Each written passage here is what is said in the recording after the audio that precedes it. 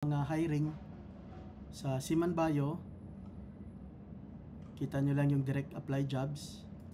Yan. Tapos pili lang kayo ng rank. Kung anong rank nyo, example second officer kayo, yan, may nakalista dyan. Mga ibang kumpanya yan, Williamson, Southfields. Tapos marami pa yan. I-click nyo lang yung direct apply.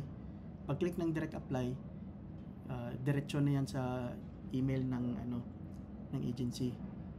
Gusto nyo fitter, yan, fitter, andyan. Okay, iba-ibang kumpanya yan. Gusto nyo ordinary seaman, yan, AB, andyan. Gusto nyo yung chief officer o master, master pinili ko, yan, chief officer, chief engineer, yan. Okay, so pag ito naman applyan nyo, click nyo lang yan, tapos review nyo to make sure na tama, tapos submit nyo lang.